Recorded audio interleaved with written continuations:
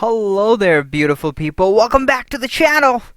Welcome back, and we got some stuff to talk about. I only learnt what homophobic means the other day, and it means that you don't like LGBT people. So I was confused over when she said that I was being very homophobic um, against the point of putting it in schools and teaching it to children. Did y'all know what homophobia meant when you guys were that age? When you guys were 10, 12? I gotta be honest, I learned what the word homophobia meant after I was 18. Before that, I had no idea. I heard it, I didn't exactly understand it.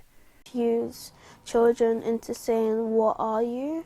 Because before anybody knew what LGBT meant, everybody knew what gender they were.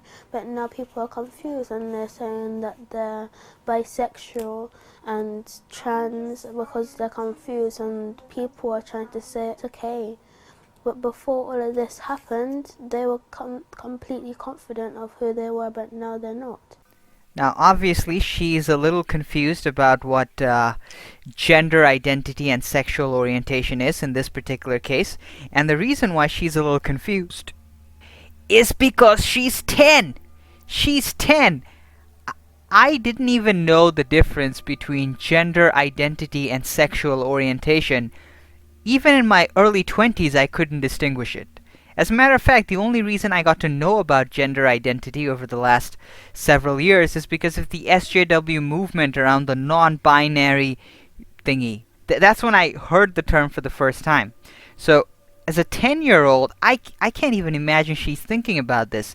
Now, if you guys have not heard of this story, this is not a fun story. This is all kinds of depressing. The girl that we saw on video, her name's Kaysey. Here's what happened. For Pride Month, Kaysey's teacher wanted to give them a coloring assignment. By the way, it will all make sense when you realize that this happened in a school in London.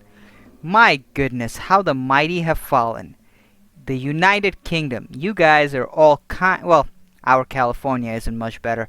Anyways, so because it's Pride Month, there was an LGBT lesson as part of the class.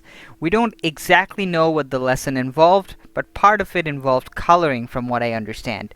The kid wanted to not be a part of this lesson because she is Catholic and she has certain religious motivations.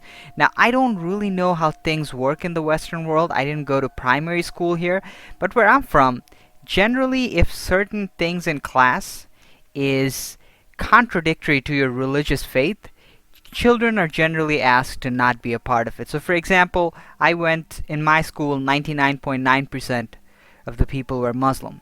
But we had one girl who was Hindu. We had one girl who were Buddhist. And in school, we had to take an Islam class. And those kids could opt out of it. Actually, we had several kids. I don't know if that's a thing that happens in the West. Now, generally, for things like math and science, things that happen, you need it because they're prerequisites to other stuff, I get it. You can't have kids opt out of those things. But things like LGBT lessons, I'm not sure if they're prerequisites for anything. So anyways, this girl wanted to opt out of it. As of right now, though, we have some consensus regarding that. And after that, things get fuzzy. So the teacher gets mad. According to the girl, she wanted to opt out of the class. The teacher got angry, started yelling at her, asked her to leave the class, and eventually she got suspended. According to the teacher, the girl was saying anti-LGBT things. I'm not even sure this girl knows what LGBT is. And apparently she said, according to the teacher, this little girl said that people who are LGBT, they should die and stuff like that. I'm not sure if the kid said that, but then again, I wasn't there. The child side of the story is the teacher got angry, and at one point the teacher was like, "Do you want LGBT people to die?" And the child said no. Anyways, bottom line, kid got suspended. 5 days. The problem isn't that the kid got suspended. Suspensions happen. I got suspended plenty of times in school. But the point is, we have a major clash. I am not a fan of people teaching about LGBT lessons in school, mostly because I don't know what those lessons undertake. Let me tell you guys how much the narrative has changed. I am in many ways a big fan, or a big advocate, fan isn't the right word, of LGBT rights. The narrative that I was sold, and I still believe it, is that people who are LGBT, they are born that way, they cannot help it, and we shouldn't discriminate against them. That is what shapes my perception. However, the people pushing for LGBT rights today have moved away from that narrative. They're now telling people that people can be anything they want as long as they feel a certain way. These are very two drastically different narratives.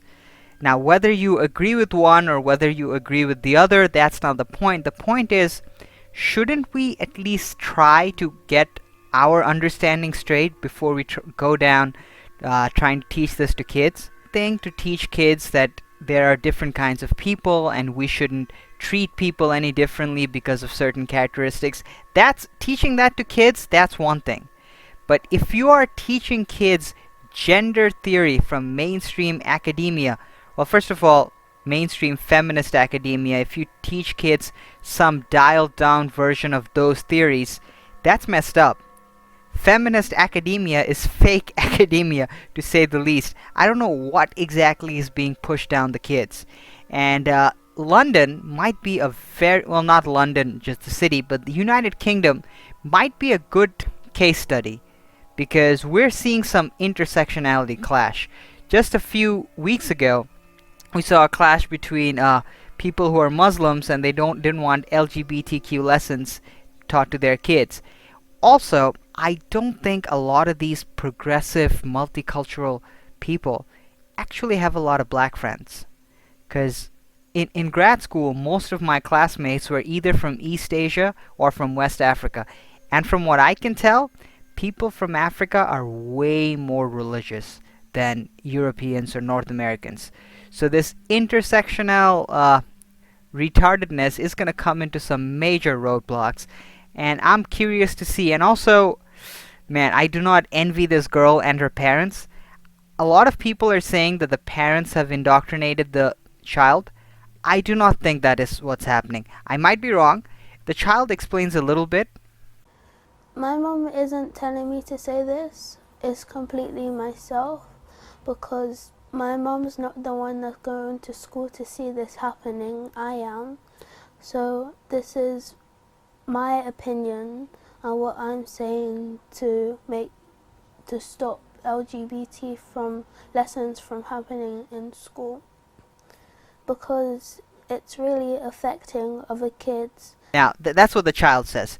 Do you want to believe the child? That's up to you. But let me tell you my perception of this. Immigrant parents have no idea about this LGBT mainstream cultural thing going on. They don't even know what the word LGBT means, most immigrant parents. I don't think they're particularly aware of what kids are being taught at school. At best, immigrant parents are aware that gay marriage is legal in the West, but that is pretty much the end as to where their knowledge with regard to this particular social movement is concerned. I don't think most parents are actually aware of what is being taught, and how will they? They have never experienced anything like this in their native countries. The girl, she is African and Jamaican in heritage. So anyways, I don't think the parents are up to date on this. I think the girl is being genuine, and I'll keep you guys updated on this story, because this is going to be a bad story. My sympathy for the little girl. Imagine being called a homophobe when you're 10. It's one thing when you don't know the meaning, but when you're 10-year-old and your teacher says you hate a particular group of people, I don't know, that's messed up. You guys let me know what you think. I'll talk to you guys later.